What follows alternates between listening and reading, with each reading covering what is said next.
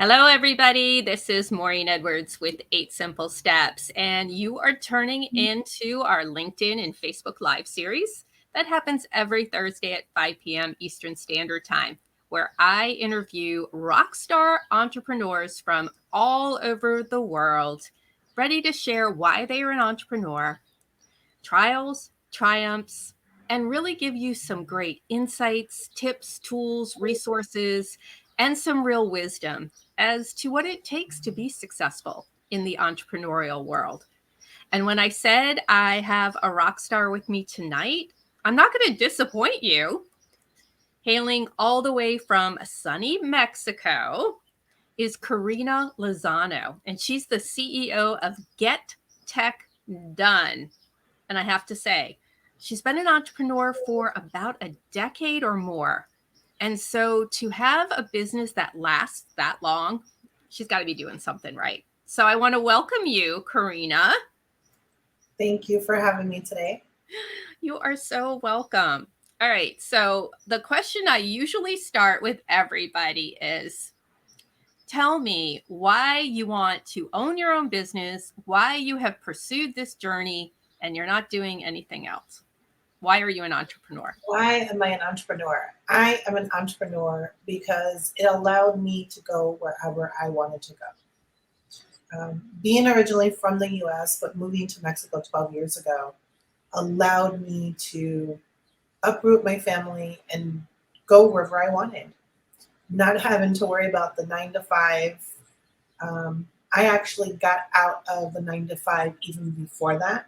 Mm-hmm. I was working from home. All those infomercials that you see on the TV, I was the one working that from 7 p.m. to 2 a.m. every day. Wow. What were you doing for them? I was doing QVC, Home Shopping Network, and all the infomercial customer service. Oh my goodness. Since 2004, I started doing that until 2008. And Wow. then in 2009, August of 2009, I started my online business where I started in web design. I'm originally went to school in 93 for networking. Then in 2002, went back for web design. Then in 2010, went for went for marketing. And I did Okay. digital marketing. So I do a little bit of everything, but being able to pick up and go and do what you want in your own hours, take off when you want, it's really a blessing. I think that is the ultimate that people are seeking in entrepreneurship, to own their own business, to not have it own them, though. That's kind of the challenge that you Yeah. have to, make sure that balance. We have a lot of people who leave corporate America and then they go own their own business and treat it like corporate America all over again, and work around the clock. And the type of business that you really want to create is one that gives you the freedom to go where you want to go, to live the life you want to live in the place you want to live, right? And not necessarily the hours that you have to be just straddled to. So Right. That's very hard because even myself, when the girls were little, we moved here when they were 3 and 5, around 4 and 6, somewhere between there. And right now they're homeschooled. They're 18 and 16. But they grew up here. And that was hard to balance everything. So that's where my other half comes in. And he does everything else. He doesn't work outside the home. He'll help me to translate when I have something to do with English Spanish translation, or he takes care of the house. That's his work. He does the laundry, he does the cooking, he does the cleaning, he runs the errands so that I can stay home and run the business. So tell me, GetTechDone. Can you explain a little bit of how this morphed into that type of business? You focused on this, but why? You said you had website design experience, but who do you work with and what do you do for them? Well, actually, Get Tech Done, I was rebranded last year. Okay. One of my business associates that I used to have a mastermind group with, there was 3 of us. She said, no, you got to get rid of, and the name my husband gave me was the guru behind the guru. So she says, no, that's just too long. Let's get rid of it and let's rebrand you. So we rebranded. She actually came up with the name GetTechDone because I service any type of online business client. I don't have a particular niche. Right now, I'm doing more with coaches, but I will service anybody. My business is a full out 360 VA service. So Oh, whether you want web design or you want the maintenance for the website or you want to redesign, or if you want me to help you with your podcasting or with video editing or with audio editing, creatives, handouts, ebooks, anything that's needed that I know how to do, I will do it. And I basically, over the years, have just grown into a little bit of everything. so where do your clients mostly come from? Referrals from other clients Mm-hmm. or networking. I've found that with COVID, I had a downtime of 8 months right before COVID. Mm-hmm. And luckily enough, we had savings because at one point we were doing Amazon selling, private label selling. So my clients come from referrals from other clients and networking being the biggest. Wow. So what was the greatest challenge in, I guess, starting your business? Let's start there. As a new business owner, what did you find to be the hardest and how did you overcome it? The learning curve, learning everything, keeping up with the learning curve. Because there's so much in my niche of technology, there's so many changes going on every single day. Yeah. You just have to keep going with everything. And that's been the hardest.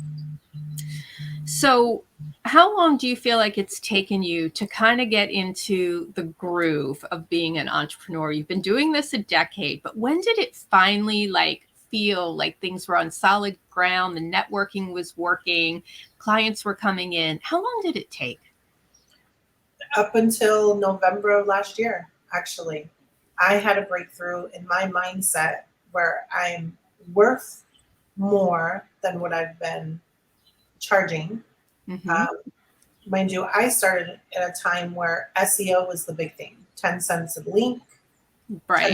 $10 a month is where I started, then going to $1 an hour with WordPress. In 2019 to 2020, I was $10 an hour Wow. doing things, not getting my worth, not knowing my worth. So that's where I had the breakthrough last year. And my services right now, like with my experience, I could charge $100 an hour. And that's such a great lesson, though, for other entrepreneurs who are out there who are going to watch this. One of the hardest things, I think, is coming up with pricing, Yes. but really pricing it to really pay you what your experience, your expertise, your talent, the awards you've earned, the special sauce you bring to the table. You should be getting paid what you are worth. And if you branded yourself really, really well to demonstrate that value, you can command, what you're saying. But it's a mindset. You have to believe in it before anybody else is going to believe in it. And I always say to people, throw it out there. You've done your research. You've branded yourself. If you feel strong enough that you've got the right fit audience, the right value prop, and competitive differentiators, then go ahead and throw it out there. They can say no, but I'm going to tell you that most are surprised. I think, like you were, that people feel like they get what they pay for. So if you're really inexpensive, they don't think you're valuing yourself and what you can do for them. And they may be a little bit leery. Like, why is she this price? So I bet things are better now at a higher price than they Right. were beforehand. Isn't that funny how that Yeah. works?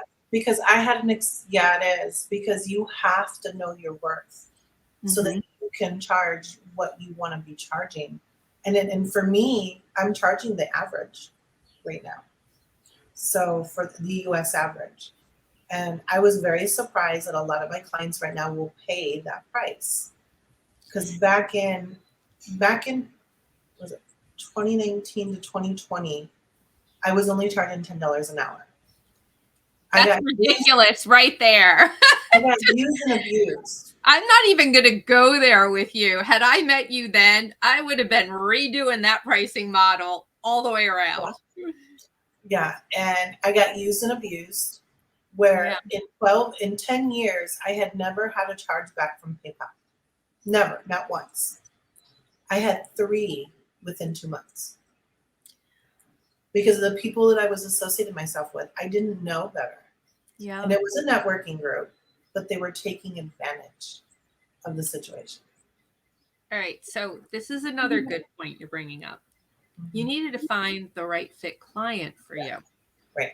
You needed to go to the places where people would respect you and understand your worth again and pay you what you are worth. So that is also something I think entrepreneurs struggle, especially in the services. They don't necessarily know where to go to find that right fit client. And sometimes it's a little bit of trial and error, which makes it really hard because you're not bringing in the income that you could be.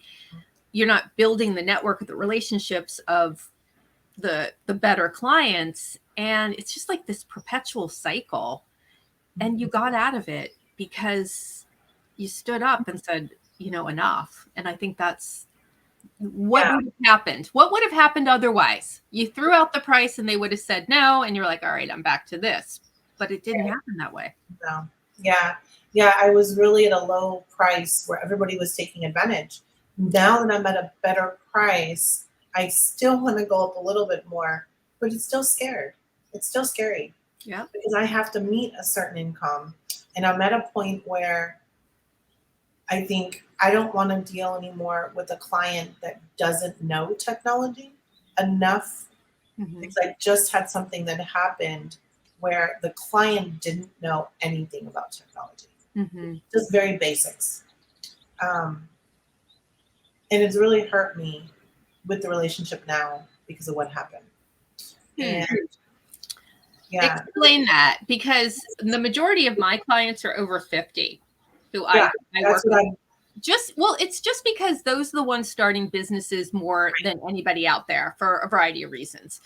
Right. But as you get, if you didn't grow up with an iPad in your crib, it isn't as intuitive. And we know that. So, 55, 60, 65, 70.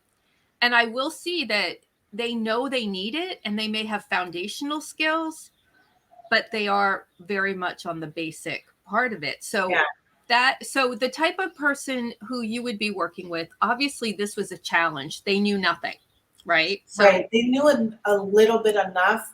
But when you try and tell somebody, well, it's in your cache that's causing the error of your browser. And they don't know what that is.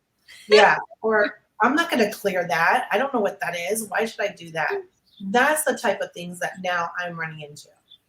That you're giving your experience, you're giving your knowledge to them, and they're second guessing it because they don't know enough about the technology. Exactly. Well, they don't know what they don't know. That's the thing. And if you find a client who isn't saying, I've hired an expert who knows more than me, I've got to let them go and, respect that relationship. And so now how do you qualify those clients out so that you get the right fit? Do you have I do have an intake. I have an intake form that I go through, but at the same time, I'm going to be more even down and dirty going forward because I've learned my lesson. I really have this time around. Good for you. So for entrepreneurs out there who are watching this, the whole key here is to pivot. When you see it's not going right, you got to make changes to the strategy. And, I just sent out an email on the financial health of your business. And there were like 6 things on there. And of course, it's like profit loss, there are financial things on there. But the things at the bottom were, if you're a company that's financially healthy, you have more happy customers than not, obviously. But you also recognize the gaps and the opportunities in your business and you act upon them. And that's what you were doing. You looked at this strategy. It may not have been working that great. And you made a change. And I think that's all the beginning, right? Yeah. And something else I'd like to say to people getting started, don't do it. I learned my lesson with this big time is charge up front. Charge up front and clock your hours. Whether it's with a program that you can clock the hours straight away or clock it that it takes screenshots of you doing your work, don't wait to send that invoice later, because if something happens, you're not going to get paid. I have a couple of Facebook groups that I belong to, and it's a women's group. And there's a lot of people that are saying, well, I sent them my invoice, but now they're ghosting me. Yeah, learn your lesson, get your money up front. I used to do Oh, that, and I've been with some big people that are now big now that I've worked with, and I was doing support by myself.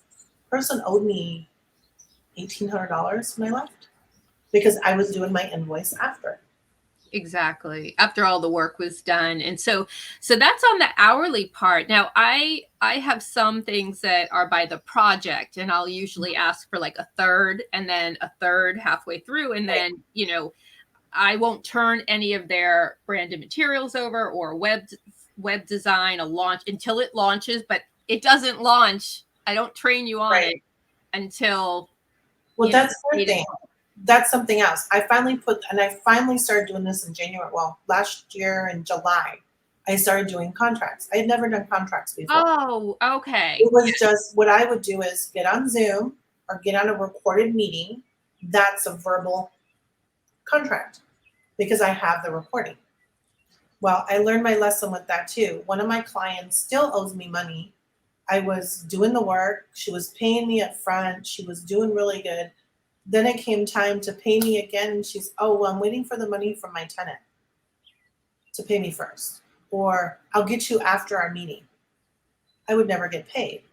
Well, I disconnected her from all the Google Drive, not to share anything with her. And she comes at me and says, your practices are very unethical. Why can't I have my stuff? Because you need to pay me. You're not getting your files until your bill is paid. And it's been Right, going on almost a year. right. So I met with somebody the other day that knows her, and the person says, well, this person has issues with paying people. Hmm. It's Obviously. interesting. A lot of people, with services will go ahead and ask for referrals for vendors. Like if they're comparing other website designers, they'll call somebody and say, how is Corina? But maybe now we should start like interviewing, the prospect and say, Yeah. oh, do you have any references? Do you have any Yeah. referrals? But contracts are critical. And I don't know what the law is in Mexico, but that verbal thing, it really is the signature, like in a Right. court of law, taking that contract that you both have mutually signed. That's really the documentation that if Cool. you want to go to small claims court, that's Yeah. that's really how that goes. But and they don't have to be a complicated one. My contracts, like my proposals and my contracts, they're not this thick. You don't need something like that. You just need to, put the deliverables in there, put the time in there, how long it's going to take. I always say, and this is something also that it was hard for me to learn, is change orders. Like, so here's the scope of work, like this is the deliverables, and then they want to change stuff after it's been done. Right. And that wasn't in the proposal. So now what I have is any change order after the finality of it signed off is this much per hour. Mhm. And that has helped eliminate a lot of people who want to come in and change the most minute things that once you are a business owner, all those little minute things add up and Yeah. they take time away from you, and time is money. And I have to stress people, and this was something I kind of learned the hard way because I wanted to kind of please everybody, that once the contract is over, everything's been delivered, you're all happy, you can't keep coming back and saying there's lifetime access here, right? Right. That's not how it works. And sometimes we just get so caught up with our clients that we go above and beyond at our detriment. Yeah. And so, I mean, I'll be totally honest with you. I had to learn that, and I've had 6 companies. Okay. Sometimes when we try to serve too hard, Mhm. we're actually hurting ourselves. Yeah. And And that's that, very true. yeah. I've gone through that, and that's why I fired a client last year in July. Wow. And this is because the bill was $900. We gave her a discount and said, okay, pay us $600. You can pay it in 3 payments if you need to, $200 every 2 weeks. That didn't even work. I was in my mastermind group, and we're in the group, and she starts lashing out against me. And she goes, well, I want Corina to leave because she can talk to the other two and cry. So I left. I was mad. I left. One of the other ladies says, come back in. Things are resolved. Everything's okay. I said, okay, I'll come back in. And I was only in the mastermind because of the other two ladies after the fact that I had fired her. And I found out her bill got paid by somebody else, not by her. Mm. Do you think it was That somebody? really hurt me. Yeah, it really hurt me. Because that's not fair. It's not fair. A lot of things in business, entrepreneurs, small business owners have a million stories. I mean, we do. We have a million stories like this, but I will tell you that I have more amazing clients and students than I have not. Oh, right? I've only fired 2 in my entire time doing this. And I have to say that once you have established yourself and you have a name and you've elevated your authority out there, you will attract the right people. But I do think it comes down to what you charge. Yeah, it does. The people you attract at the lower level, they're not going to respect. So entrepreneurs out there, please listen. We're both speaking from experience that charge what you're worth, know your worth, have confidence, and be able to document it too. Demonstrate what you've delivered, demonstrate awards, demonstrate, where you are in authority. Bring it to the table and say, hey, this is why I'm the best person for this, and this is why I command this price. And it is what it is. And learn all you can learn in your industry. Learn everything that's possible. That's what I did, and that's what's gotten me so far. Because I just took that initiative to learn. Like, my husband would get after me because I would spend 12 hours a day learning because I only had 2 clients in the beginning. Right. And I say to people too that if you don't know what you don't know either, find somebody who does know and can help you with the strategy, with the marketing, with, reach out to people. Don't try and do everything yourself. Seek support. You offer support, right?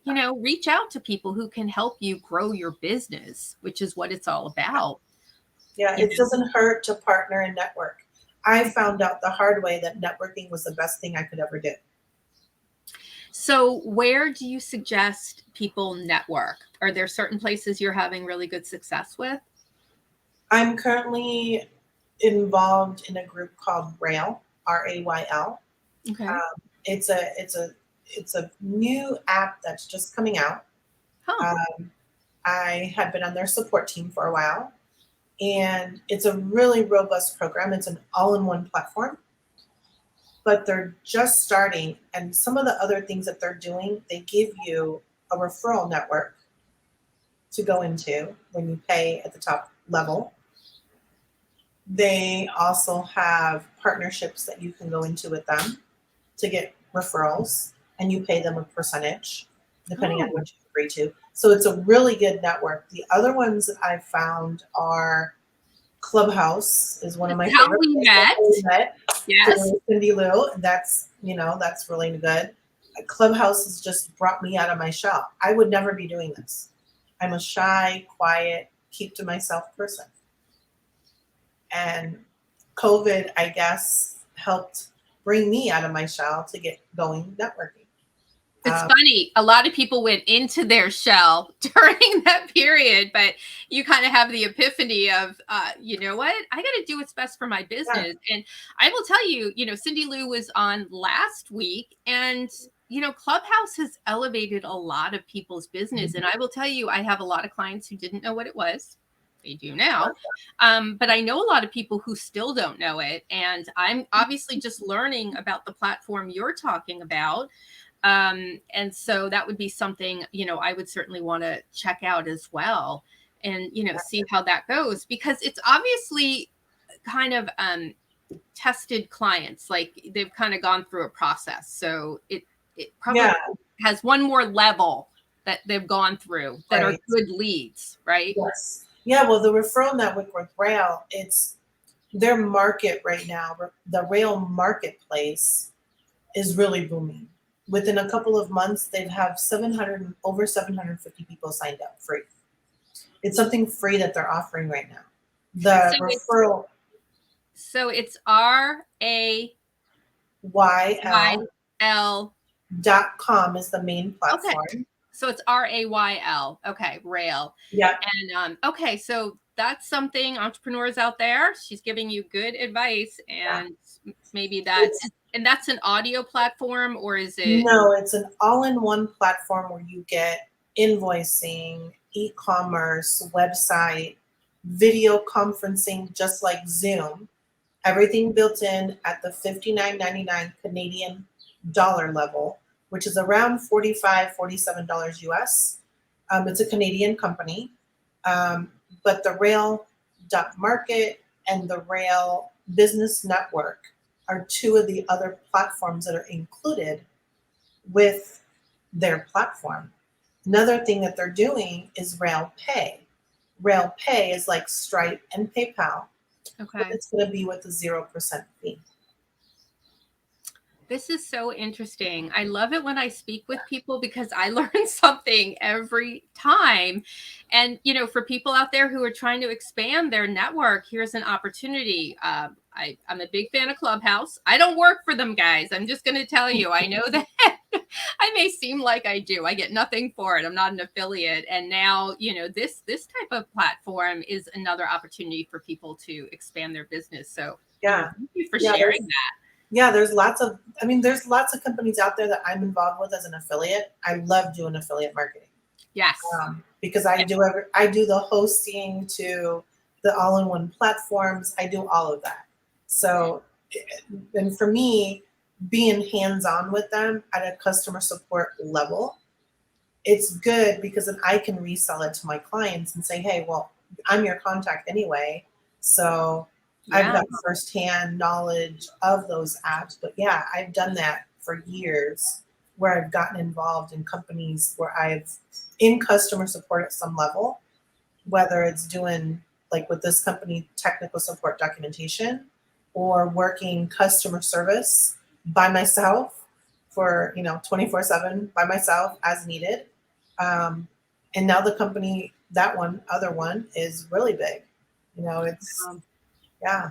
And that's something that I definitely need to bring you back on, because affiliate marketing can be so huge for entrepreneurs. And I think it's a very new thing for a lot of people. And then finding the right affiliate, and then how do you sign up, and how does the process even work? I think it's a very new concept for business owners out there, and so that's definitely something I would love to continue that conversation. But we are almost like it just goes so fast, the conversation. But I want people to know how to get a hold of you, Corina, if they want to reach out, if they would like to know anything about you. They can go to my website. My website is the same as my business name, GetTechDone, but with dashes in between. So it's get-tech-done.com. Okay. Or my email is the same, guru@get-tech-done.